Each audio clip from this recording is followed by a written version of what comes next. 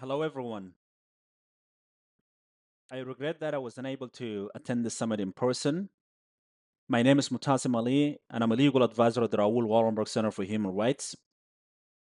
I'm a doctoral researcher on peace building and constitution making in post conflict states.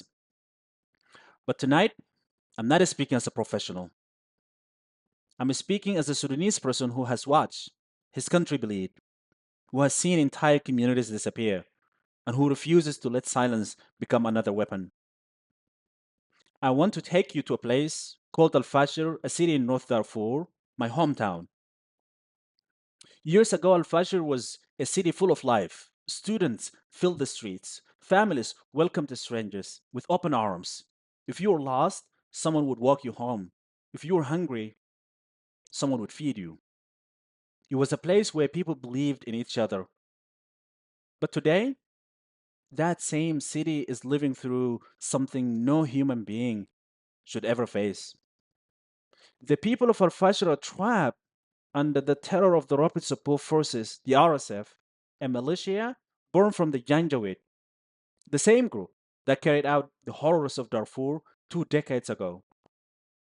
They have returned, this time with even more brutality, and they're targeting people simply because of who they are. Let me tell you what this looks like. In 2023, in the city of El Geneina in West Darfur, the RSF and allied militias hunted down people from the Masali tribe and other non Arab communities. They killed families in their homes. They shot people as they ran. They left bodies in the streets. Up to 15,000 people were murdered, not in battle, but in cold, targeted violence. In April 2024, they attacked the Zamzam camp, a place where displaced families had already lost everything once. More than 1,000 people were killed in a single attack. And in Al Fashir, last October, the city that once welcomed the world, the RSF carried out attacks so devastating that between 10,000 to 60,000 people may have been killed. Entire neighborhoods emptied, entire families erased. These are not statistics. These are people who laughed, who dreamed, who loved.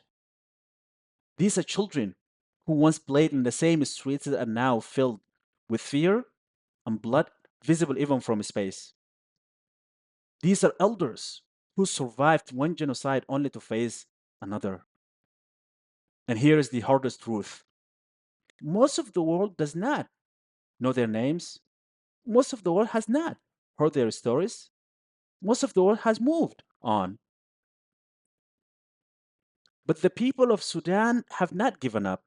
They still help one another, they still share what little they have, they still believe that someone, somewhere, will help. Hope is powerful, but hope alone cannot stop bullets and cannot stop genocide. And we must speak honestly about the forces that make this violence possible. Sudanese activists, UN investigators, and human rights organizations have repeatedly warned that genocide in Darfur is not happening in isolation. It is being fueled by external actors.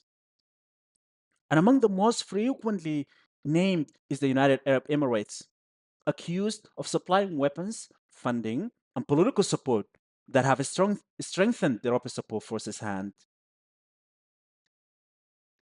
When a militia commits mass killings and another state supplies the tools that make the killings possible, people on the ground see that as complicity, as partnership in their destruction. And we must also be honest that the Sudanese armed forces, the other party to the conflict, are not innocent in this story. They created the Rapid Support Forces in the first place.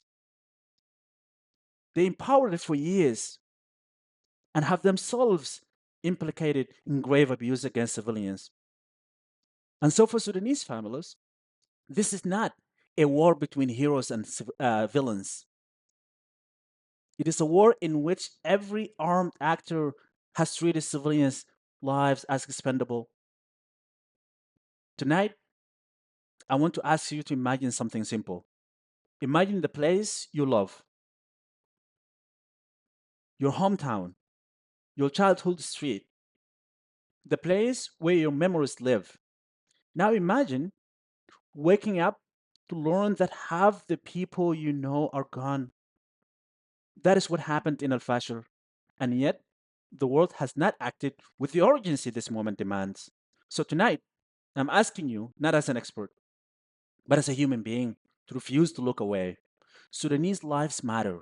Sudanese families matter. Sudanese suffering deserves world's attention, compassion, and action. This is not a distant crisis. This is a test of who we are. Do we believe that every life has equal value? Do we believe that no community should face extermination in silence? Do we believe that humanity means standing with those who are being crushed? If we do, then we cannot stay quiet. Here is the call to action. Speak about Sudan. Share what is happening. Push your leaders to act. Demand protection for civilians. Demand humanitarian access. Demand accountability not only for the RSF commanders who carry out these crimes, but also for the governments and networks that arm them, fund them, and enable them. Your voice may feel small, but silence is what allows atrocities to grow. The people of Al Fashir once opened their doors to the world. Now they need the world to open its heart to them. Let us be the generation that refuses to look away. Let us be the people who chose courage over comfort. Let us be the reason Sudan knows it has never been forgotten. Thank you.